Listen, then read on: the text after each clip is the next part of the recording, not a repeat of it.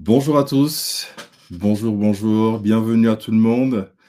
Il y a des gens qui commencent à se connecter, donc je vois on est encore 18 personnes.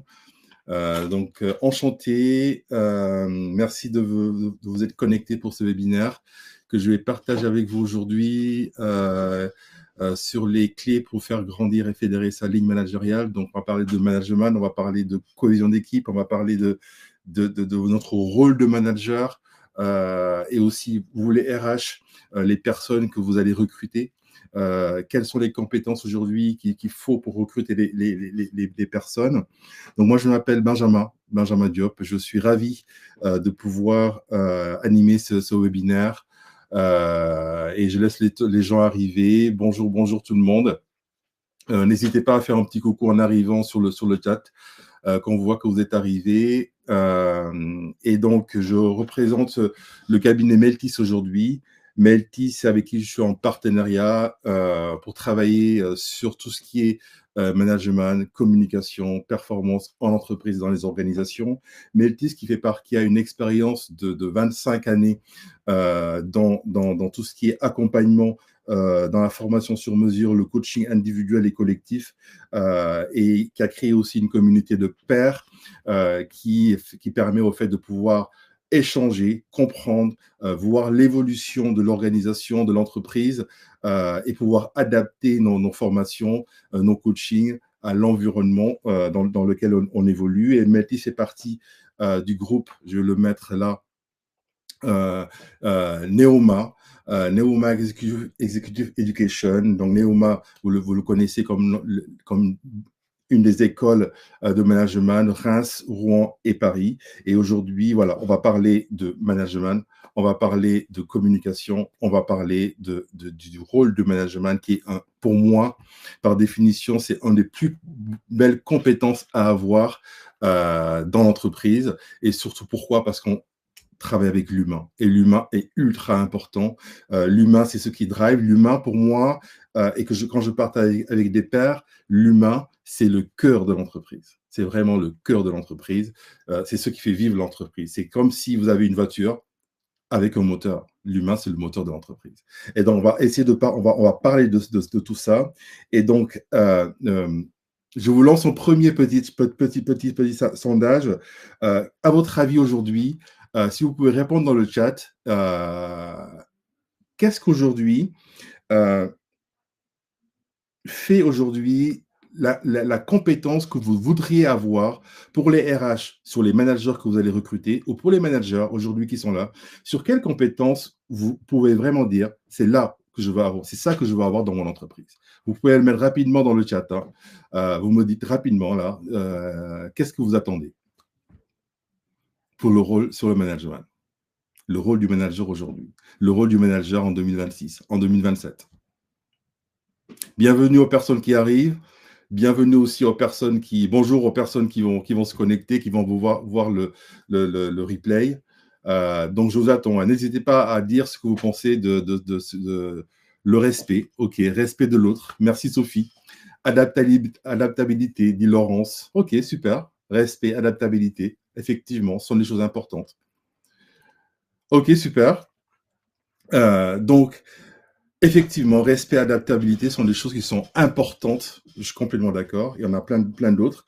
On va parler aussi on va essayer de voir les 6 compétences. Mais avant de parler des 6 compétences, on va parler aussi, je pense, c'est essentiel de rappeler le rôle du management. Le rôle du manager, pardon. C'est qu'est-ce que aujourd'hui le manager, son rôle aujourd'hui, c'est quoi? Être manager, c'est quoi? Et donc, c'est des questions qu'on se pose, nous en tout cas dans nos réflexions. Comme je dis à chaque fois lors des séminaires, des formations, des accompagnements qu'on fait dans les organisations, on se demande aussi souvent, on se pose cette question-là, c'est de se dire, aujourd'hui, dans ce que l'on fait, quelles sont les compétences essentielles pour le manager aujourd'hui en 2026. Et donc, le rôle du manager, on va le voir de suite. Et juste avant de le voir, je vais vous raconter un peu qui je suis. J'ai un parcours pas atypique. Je suis dirigeant d'une organisme de formation et je suis en partenariat avec Meltis. Et j'ai été, il y a 25 ans, j'ai quitté le Sénégal pour venir faire mes études en France. Donc, j'ai quitté Nancy, j'ai quitté le Sénégal, Dakar, donc 35 degrés et j'ai atterri à Nancy, 15 degrés. Donc, je peux vous dire que le changement d'environnement a beaucoup contribué à ce que je puisse m'adapter en permanence. Et vous allez voir dans mon parcours, par rapport aux 6 clés que je vais vous présenter, je l'ai vécu. Donc là, aujourd'hui, je vais vous partager mon expérience, mon expertise, mais surtout, qu'est-ce qui fait qu'on peut arriver à gravir les échelons petit à petit en s'adaptant à l'autre. Et donc, étant agent, j'ai fait plein de jobs étudiants, comme beaucoup d'entre nous, certainement. Et pendant ces jobs d'étudiants-là, j'ai eu à faire des jobs d'étudiants de serveurs, de vendeurs. Et un jour, on m'a demandé de faire un remplacement chez Sephora en étant agent de sécurité. Et en fait, j'ai fait des agents de sécurité en externe. Et puis après, en m'intéressant un peu à tout, et surtout en faisant mon job d'agent de sécurité bien, j'ai pu être embauché en interne, en job étudiant, en homme de ménage. Et donc, homme de ménage, tous les matins, je préparais le magasin. À l'époque, pour ceux qui connaissaient Sephora, c'était les moquettes rouges. Donc, je passais l'aspirateur partout, je nettoyais les rayons, les linéaires. Je peux vous garantir que tous les rayons maquillage, soins, tout ça, je les connaissais tous par cœur. Et donc, de fil en aiguille, pour faire un schéma rapide, j'ai fini un des responsables du magasin en étant homme de ménage, agent de sécurité, homme de ménage, conseiller, vendeur, hôte de caisse, et j'ai fini responsable de magasin sur Paris.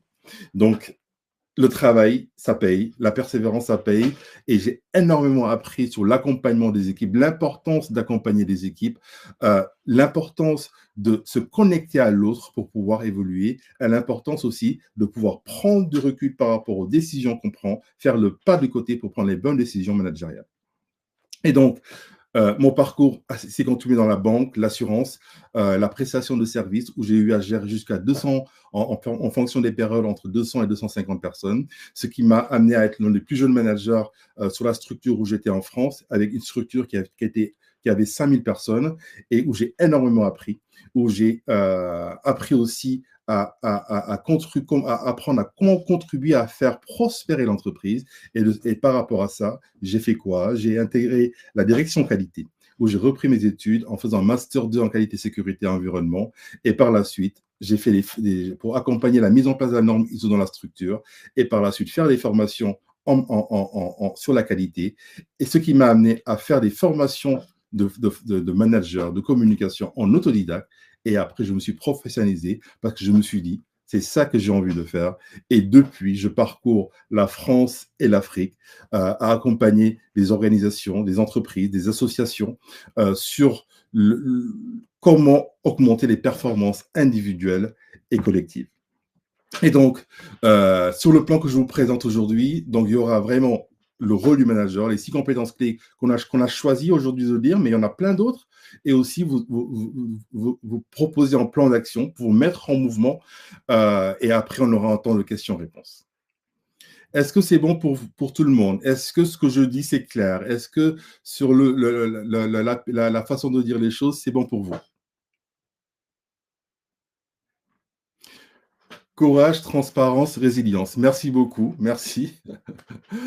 Engager ses équipes dans l'innovation. OK, merci. Merci pour ça. Et donc, on va continuer je vais commencer par vous faire une petite expérience qu'on fait des fois en entreprise quand on a des stagiaires. Et je vais vous demander rapidement, et pour ceux qui vont regarder ça, la vidéo en replay, de faire le test. Et je vais vous demander, je vais vous afficher un petit support, et je vais vous demander le support que vous voyez. Vous allez avoir un nuage de chiffres. Et je vais vous demander de juste faire l'exercice. Essayez de faire l'exercice en comptant le lignage de chiffres. Il y a des chiffres de 1 à 54. Ce que je vais vous demander, c'est de compter, de visualiser le 1, de visualiser le 2, le 3 jusqu'à 54. Et moi, je vais prendre mon chronomètre et je vais chronométrer pour voir combien de temps vous allez faire pour arriver de 1 à 54. Allons-y. Si vous êtes d'accord, je vous le mets. Allez-y. 1 à 54.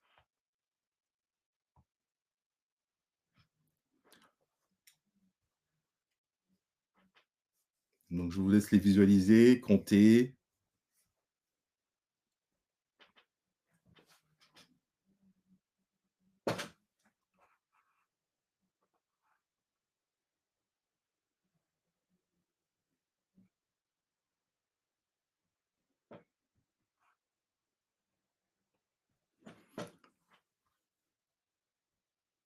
Là, je suis à 30 secondes.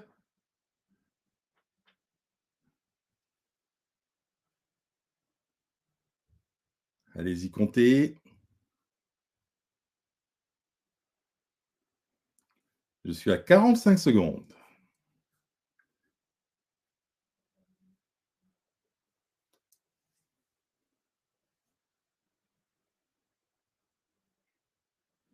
Et là, j'arrête mon chrono à... J'arrête mon chrono. Alors, dites-moi, à peu près dans le chat, dites-moi à combien vous êtes, à où vous êtes arrêté. Je vois Manon qui dit c'est dur. Jusqu'à 7. OK, 7. Il y en a d'autres qui sont arrêtés à combien? 17. OK. Le 8. Il est où le 8? On va le voir après. OK, 11.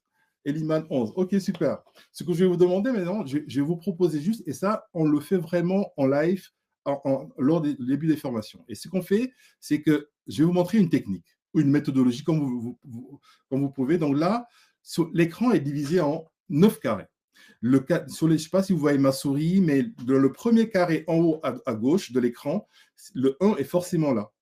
Le 2 va suivre le deuxième carré au milieu. Le 3 va être extrême droite, à l'extrême droite. Le 4 va être en bas, ainsi de suite. Donc 1, 2, 3, 4, 5, 6, 7, 8, 9. Je ne sais pas si tout le monde a compris la consigne ou pas, parce que ce n'est pas évident. Je ne vois pas si vous voyez mon écran. Donc, dites-moi si c'est OK pour vous la consigne. Donc, le 1, il est en haut à gauche. Le 2, il est au milieu. Le 3, il est forcément au troisième carré en haut à droite. C'est bon pour tout le monde? Juste un pouce ou un oui, ça me va?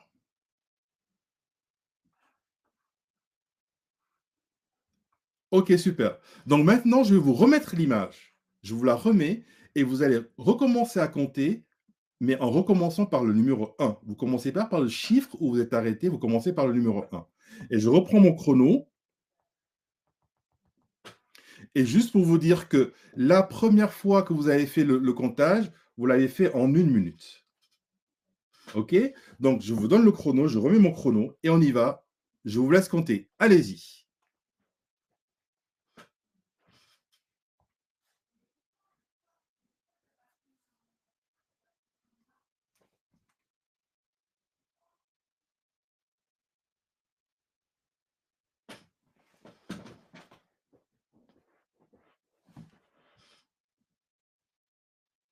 C'est parti. Dans 10 secondes, j'arrête mon chrono et on va voir le résultat. Et c'est parti, j'ai arrêté mon chrono. Pouvez-vous me dire dans le chat, est-ce que vous avez tous ou toutes augmenté votre performance?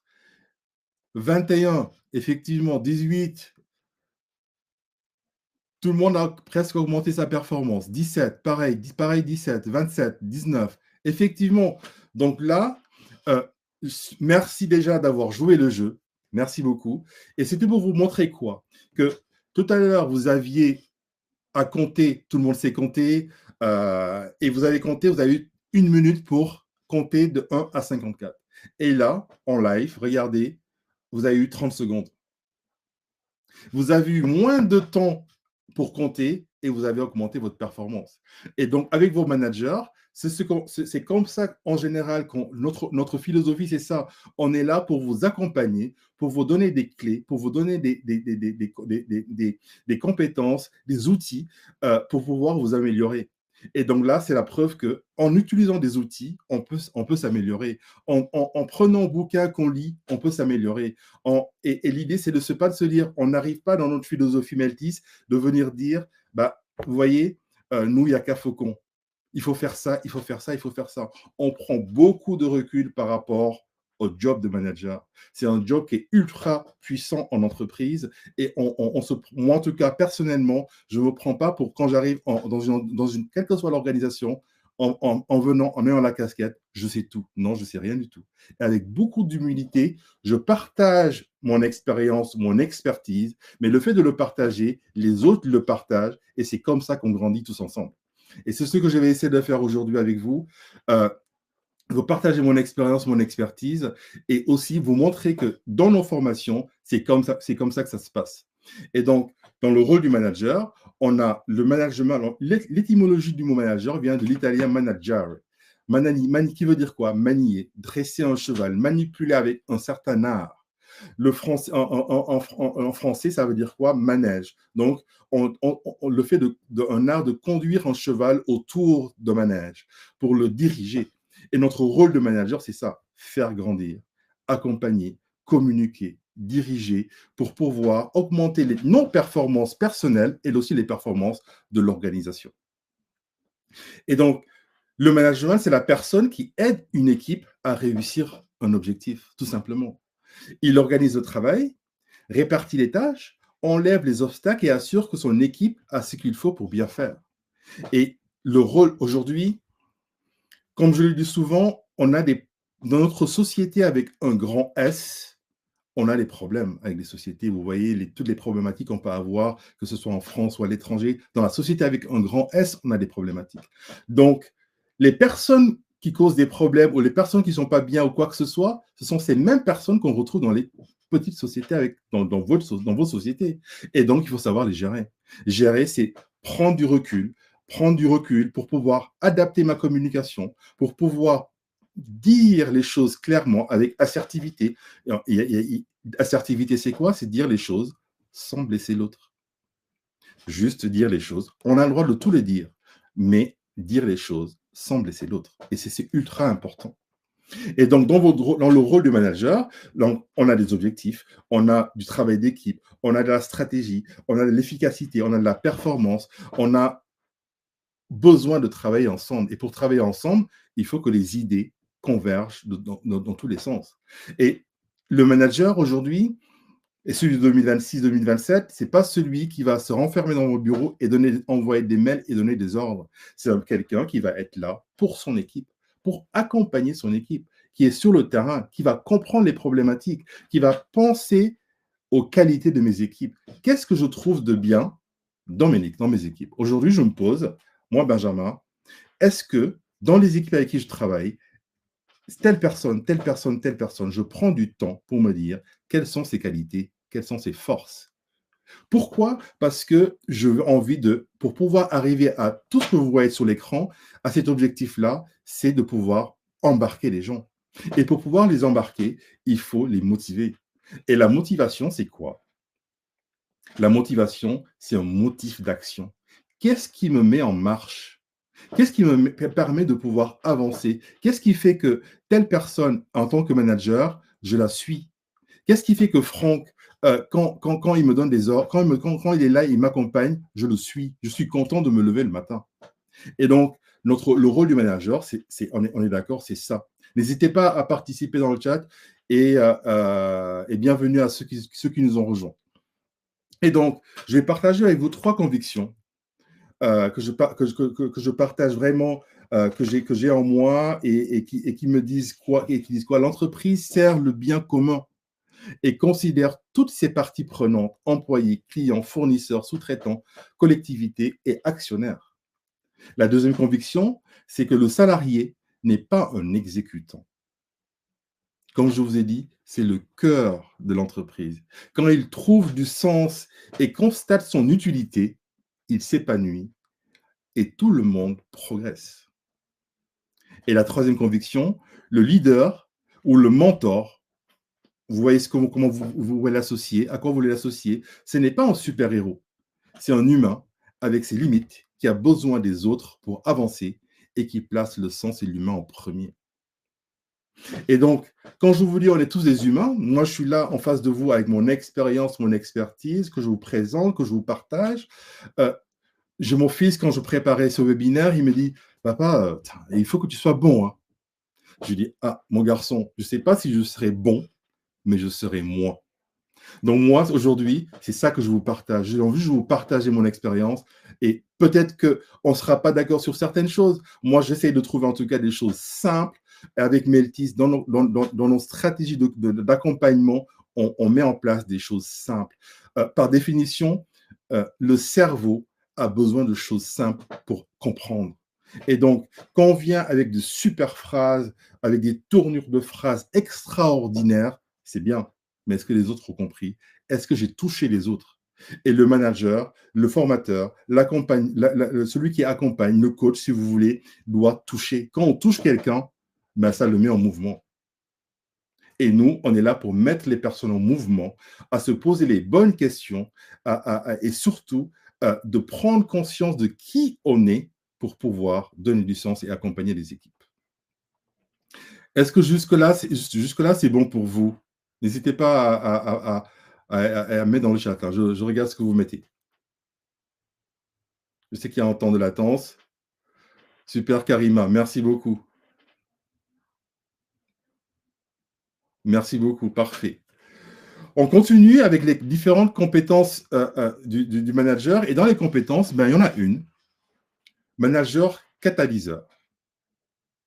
Manager catalyseur, c'est quoi? C'est une personne, un manager, rôle du manager évolue de donneur d'ordre à révélateur de talent. Chaque intégration devient une opportunité de développement, pas seulement de contrôle. La valorisation authentique booste la performance plus que n'importe qui. Quelle prime. Et ça, je le vois souvent dans les organisations où on me dit, oui, mais le salaire, la prime, non. Est-ce que le sens est posé? Pourquoi je fais quelque chose? Est-ce que tu valorises ce que la personne fait? J'espère que ce n'est pas juste un, j'ai vu tellement, félicitations, hein, c'est bon ce que tu as fait. Hein. Mais non, c'est comment tu l'as fait. Raconte-moi comment tu as fait pour arriver à ça. Et c'est ça qui est super important. Et donc, pour pouvoir le faire, il y a une chose simple, hein, des objectifs. La méthode GROW, mettre des objectifs, parler de la situation, comment tu as fait pour le mettre en place, les options, ça veut dire les possibilités d'évolution, le curseur où on le met, et surtout l'engagement. Et utiliser à chaque échange informel, il peut être super puissant pour la personne en face. Et donc, le one-to-one, par exemple, le passage d'un entretien annuel. Alors, les entretiens annuels, dans certaines organisations, on arrive, les entretiens annuels, on ne fait pas d'entretien pendant toute l'année et on se pose pour parler de toute l'année. Mais en fait, ce qui s'est passé en janvier, comment veux-tu que je m'en rappelle? Donc, le plus important, en tout cas, moi, dans ma façon de faire avant et aujourd'hui, comment j'accompagne dans les outils, c'est le passage d'un entretien annuel à un one-to-one régulier. Réduit le turnover d'engagement de 30% chez Adobe et accru l'engagement. Et là, c'est Forbes qui le dit. L'engagement et la productivité en hausse via un management par la force. Là, c'est Gallup qui le dit. Et donc, accompagner, s'intéresser au manager, donner du sens est ultra important. Et il y a un mentor avec qui je travaille qui dit il faut toujours mettre du goût dans ce que tu fais. Mettre du goût, c'est quoi? Donner du sens, avoir de l'exigence et toujours créer du lien. Donner du sens, avoir de l'exigence et créer du lien. Et ça fait partie, ça participe à l'évolution de chaque personne. Donc, manager, c'est moins résoudre les problèmes des autres que de leur apprendre à résoudre eux-mêmes leurs problèmes. Et donc, l'autre compétence, vous avez compris, place à l'autonomie responsable. Le micromanagement, c'est terminé. Et l'image que je mets, elle est en train de mettre des graines. Une personne qui met l'équipe, qui sème. Donc, on met des graines, ça va germer et ça va grandir. Grandir pourquoi? Grandir pour faire progresser. Je prends l'exemple d'un manager que j'ai vu la semaine dernière qui me dit j'ai une de mes collaboratrices que je fais évoluer l'année dernière. Et tu sais quoi? Elle m'a dit qu'elle a été débauchée. Ben, j'ai dit génial. Alors, tu as réagi comment? Elle m'a dit, tu sais quoi? Je l'ai félicité. Et je lui ai dit, si tu veux me donner comme référence pour que tu aies le poste, je le ferai. Qu'est-ce que j'ai fait? J'ai applaudi. Pourquoi j'ai applaudi? Parce que tu es là pour faire grandir, tu n'es pas là pour retenir les gens, tu es là pour les faire grandir. Et si moi, par rapport à mon management, j'ai donné les clés pour qu'un de mes collaborateurs ou une de mes collaboratrices puisse évoluer, c'est juste le jackpot. J'ai tout gagné. C'est mon rôle de le faire. C'est pas parce qu'elle va partir que je dois dire « Oh là là, là, elle est partie, ça va être compliqué, pourquoi tu pars ?» Non, c'est votre job, c'est de pouvoir rendre les gens responsables et par rapport à ça, leur permettre de pouvoir quoi? De pouvoir être dans l'exemplarité, de pouvoir grandir professionnellement. Et donc, le contrôle permanent tue l'engagement. La confiance libère le potentiel des équipes. L'autonomie responsable repose sur des règles claires. pas sur l'absence de cadre. Donc, le manager 2026 définit les contraintes essentielles et laisse l'équipe choisir le chemin.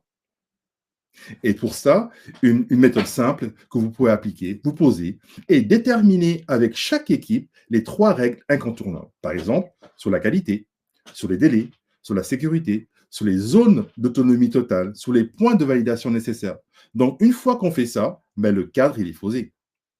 Et dans des exemples comme Decathlon, Leroy Merlin, les pratiques Decathlon, une pratique forte dans la délégation dans les équipes managers de magasins.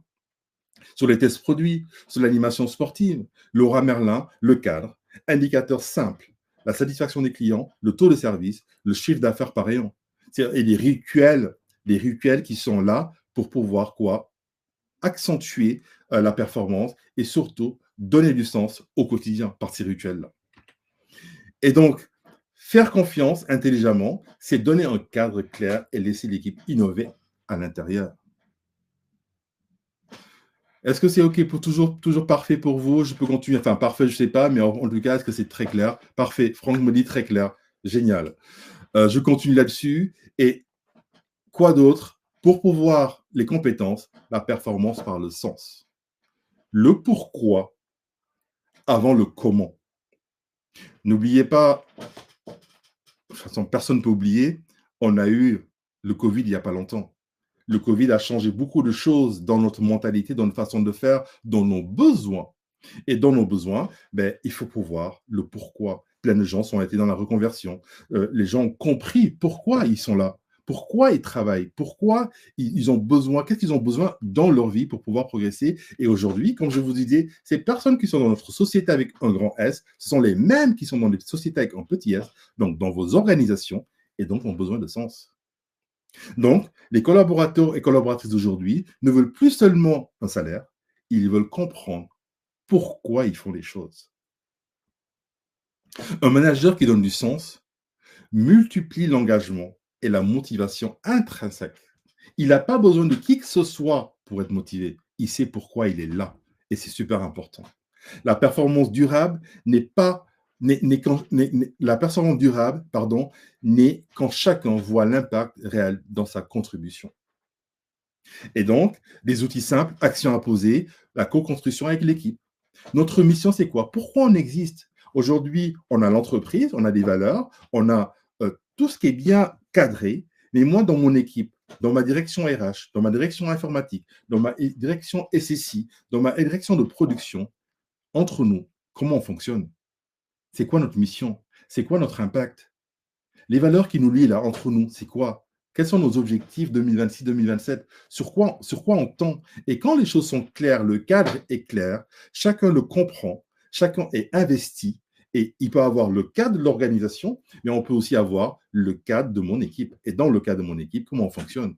Et ça donne encore plus de sens. Quand je vois des équipes commerciales, dans certains magasins, dans le retail, ou bien dans d'autres structures dans l'industrie ou en pharmacie, je leur demande, mais pourquoi?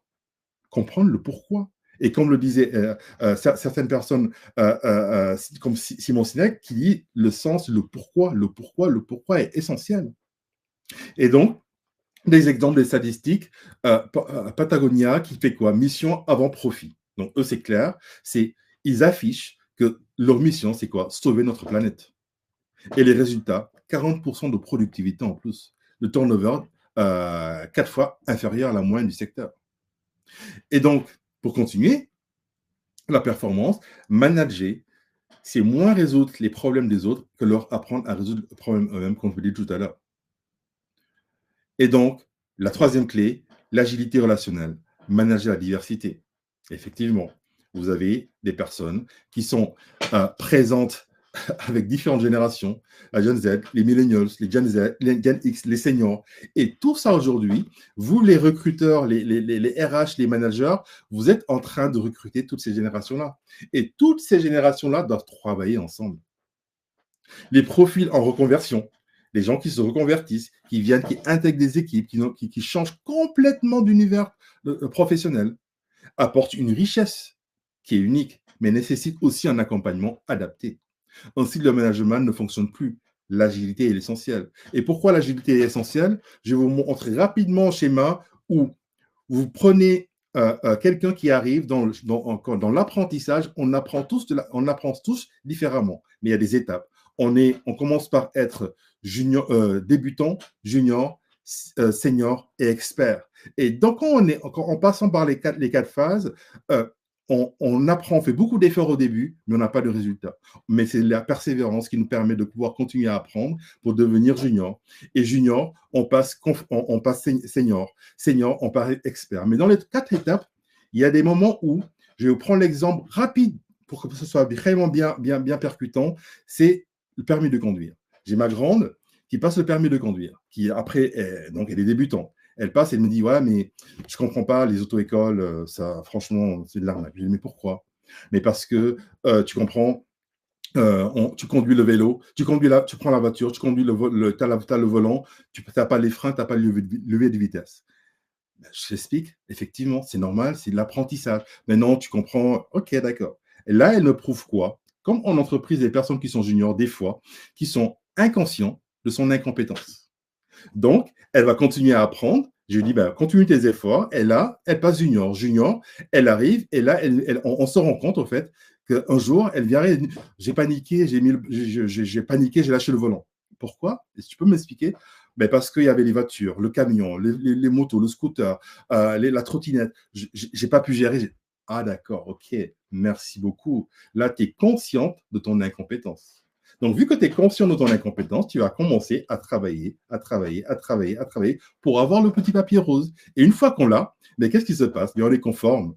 On est là, on a respecté les règles, on a notre papier, et là, on est devenu quoi? Senior. Et là, quand je conduis à côté d'elle, qu'est-ce qu'elle fait? Ah, tu prends pas ton téléphone. Ah, tu as oublié ton clignotant. Oui, et n'oubliez pas, hein, nous tous qui avons eu le permis, pour les jeunes permis, ils ont 6 points. Nous, on en a 12. Donc, il faut qu'ils fassent attention. Et donc, l'idée, c'est quoi? C'est pour vous dire quoi là? Donc là, elle passe de junior, de débutant inconscient de son incompétence à junior conscient de son incompétence et là à senior conscient de sa compétence. Et donc, je suis dans la conformité, j'apprends, j'ai appris, je suis maintenant à l'aise, je suis autonome. Et à un certain moment, on devient senior et on est inconscient de notre compétence. On fait machinalement. Quand je prends rappel à la voiture, le créneau, quand on le fait, pour ceux qui ont le permis depuis longtemps, vous n'êtes pas là à regarder comment, dans une place, est-ce que vous pouvez rentrer ou pas. Et donc, c'est ça, en fait. C'est toujours le rôle du manager, c'est de comprendre que la population qui est en face de moi, ils ne sont pas la même génération, ils n'ont pas les mêmes besoins, ils n'ont pas les mêmes attentes. Il faut que je donne du sens, il faut que je gère la diversité dans mon équipe. Et donc, c'est comme quand vous arrivez dans une équipe, vous êtes gaucher. OK, vous arrivez, vous dites, bon, ben, tout le monde va travailler de la main gauche. Ça ne marche pas. C'est pas possible. C'est de savoir, toi, tu es gaucher, tu es droitier, OK, comment on fait pour travailler ensemble? Et donc, la manager de l'université, c'est parler plusieurs langues générationnelles et s'adapter à chaque profil. Pourquoi? Parce que chaque profil est unique. Et comme je dis souvent lors de mes séminaires, les formations d'accompagnement, il y a une phrase d'Oscar Wilde qui me parle vraiment et que je vous dis là, c'est soyez vous-même, les autres sont déjà pris. On ne vous demande pas d'être le manager comme, on vous demande pas d'être manager comme mon manager que j'ai connu. On ne vous demande pas d'être manager comme le N+3, non. On vous demande d'être vous-même. C'est authenticité, votre authenticité qui fera la différence. Et ça, c'est super important. Et donc, l'IA. L'IA, c'est un copilote, un allié du management. Moi, aujourd'hui, dans ma façon de faire, on me dit, mais l'IA, les formations, le coaching, on trouve des choses. OK, on trouve des choses. Mais l'humain, c'est lui qui transmet. L'humain, c'est lui qui touche. Donc, ce qui me touche me fait avancer. Et donc, aujourd'hui, l'IA, il faut le prendre comme copilote et pas se dire que ça va me prendre mon boulot. Effectivement, j'en disconviens pas.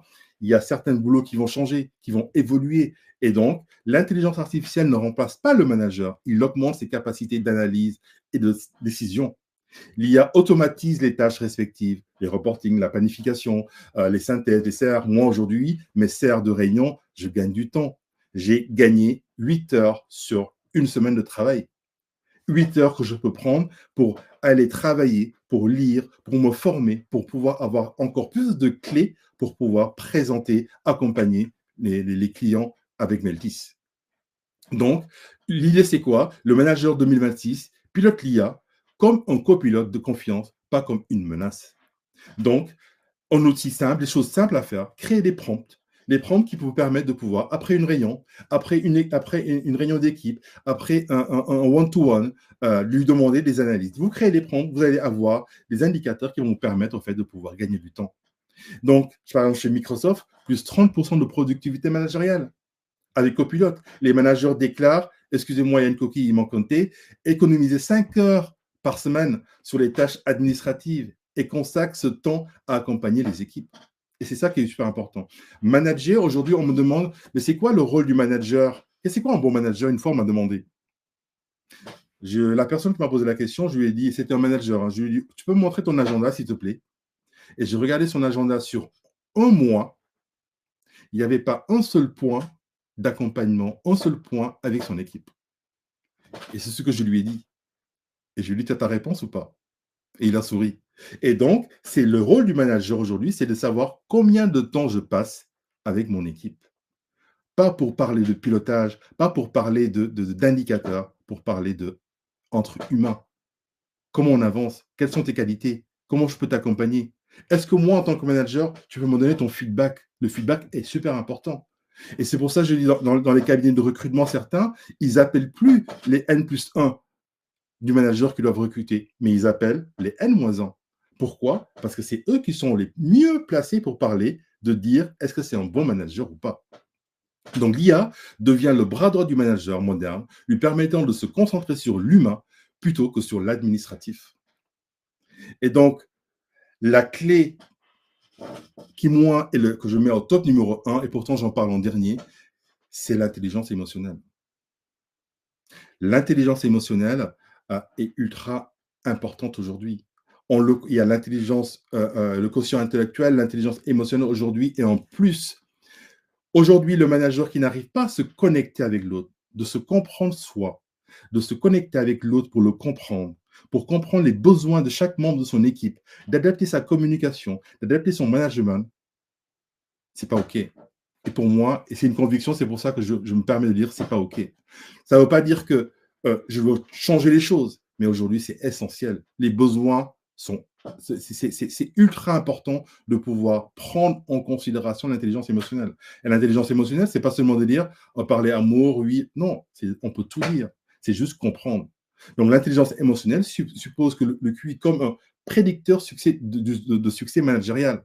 Comprendre et gérer ses émotions permet de mieux accompagner celles de vos équipes. Un manager émotionnellement intelligent crée un climat psychologiquement essentiel à la performance. Et ce que je vous dis, je l'ai vécu. Ma vie que je vous ai racontée, une partie de ma vie que je vous racontais, là où je suis aujourd'hui, on m'a amené là, je suis arrivé beaucoup grâce à la connexion que je pouvais faire avec les uns et les autres. La connexion que j'ai pu faire avec des collaborateurs, des managers. Pour vous dire par rapport à mon parcours, par rapport à tout ce que j'ai fait, je n'ai pas fait une seule fois un entretien professionnel. À chaque fois, on est venu me chercher. Pourquoi? Parce qu'il y a des connexions qui se faisaient. Donc, plus on va se connecter avec les autres, plus on va prendre beaucoup de recul, avec beaucoup d'humilité, faire le pas de côté pour créer de la performance. On parle d'intelligence émotionnelle.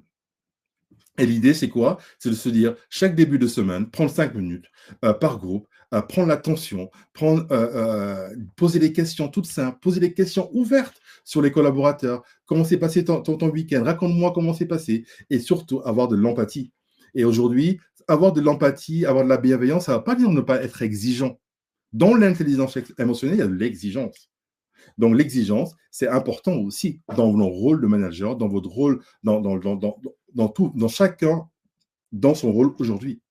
Et donc, SAP, par exemple, a formé 9000 managers à l'intelligence émotionnelle, réduisant le stress de 30%, augmentant l'engagement de 24% et la réactivité de 19%. Donc, ce sont ces 6 clés que j'avais envie de partager. Et des fois, je parlais trop vite parce que j'ai vu le temps qui file. Il nous reste 5 minutes. Donc, j'espère que j'ai été clair. Je sais pas, vous pouvez partager dans le chat ce que vous pensez. Donc, le manager 2026 gère d'abord ses émotions pour pouvoir accueillir celles des autres avec bienveillance. Et n'hésitez pas à me mettre des commentaires, hein, s'il vous plaît. Euh, donc voilà, il nous reste 5 minutes. Et bon, dans ces 5 minutes-là, j'avais envie aussi de vous donner juste un plan d'action. Voilà. Sur les 4 prochaines semaines, ben, choisir une compétence que je viens de citer, ou même celle que je n'ai pas citée, d'autres compétences que vous avez pu voir, mais le tester avec vos équipes.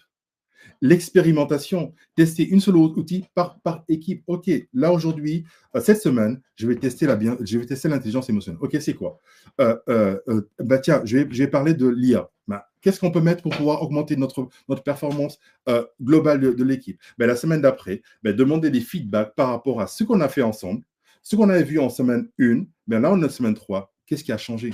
Prenez des feedbacks. D'accord? Et ritualiser les outils qui marchent. Quand ça marche, vous voyez qu'il y a de l'impact, ben, ritualisez.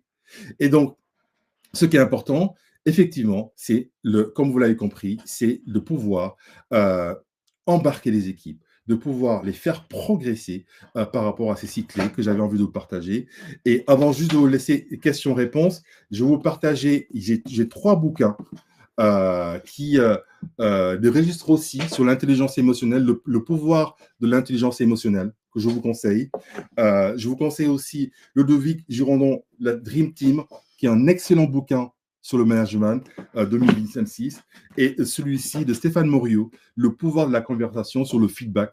Ce sont des bouquins, je pense, essentiels à tout le monde. En tout cas, pour moi, ça m'a beaucoup servi quand j'étais manager, et ça me sert encore aujourd'hui pour me rappeler les réalités du terrain. Voilà ce que je voulais vous partager aujourd'hui. Est-ce que vous avez des choses, des questions rapides ensemble? Moi, je suis encore là pendant 3 minutes. Et j'espère que ça a été fluide, que j'espère que vous avez compris tous les messages que je voulais vous faire passer. Et Meltis et reste à votre disposition hein, par les différents canaux, les clubs café, le webinaire, les matinées découvertes que vous pouvez voir aussi là, vous pouvez scanner le QR code.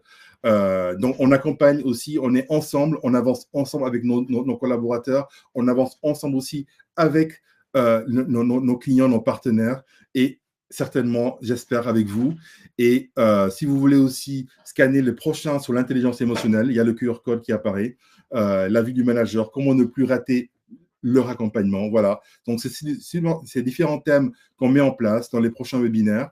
Et surtout, si vous avez besoin de contact, voilà l'équipe commerciale, Marion et Gwendoline qui restent à votre disposition. Vous pouvez faire des captures d'écran ou bien vous le regardez dans replay. Donc, voilà ce que je voulais partager avec vous. Je reste à essayer les questions. Je vois une question. Attendez. OK. Merci beaucoup pour vos commentaires. Quelle IA proposez-vous pour le CR des réunions? Je suis dans une banque, il y a beaucoup de restrictions sur les outils. Effectivement, très bonne question, Eliman. Effectivement, il y a des restrictions dans certains outils, pardon. Euh, Après, vous pouvez aller sur votre téléphone perso, votre ordinateur perso. Il y a tous les outils aujourd'hui dans ChatGPT, il y a Claude, il y a tous les outils aujourd'hui d'intelligence artificielle. J'ai oublié le nom exact, comment on les appelle maintenant. Outil génératif, je crois, c'est ça. Vous pouvez poser la question. C'est juste de donner le bon prompt. Qu'est-ce que j'ai besoin? Par exemple, sur un CR de réunion précisément, il y a un outil qui est top que moi j'utilise qui s'appelle Cloud. Je vous le mets là dans le chat. Il est très, très, très bien fait et ça permet au fait de pouvoir avoir vraiment des réunions structurées et vous faites le plan d'action en live. Est-ce que si vous avez d'autres questions, je prends Pascal qui dit merci, très clair. Merci Pascal. Tika, merci beaucoup. Orateur légitime sur le sujet. Merci Karima. Je vais devoir vous laisser. OK, parfait. Très instructif. Merci beaucoup. Le webinaire se termine. Je vous souhaite à tous une excellente journée. Et encore une fois, soyez vous-même. Les autres sont déjà pris. Et on se retrouve tous chez Meltis pour pouvoir vous accompagner éventuellement si vous avez besoin. À très bientôt. Au revoir.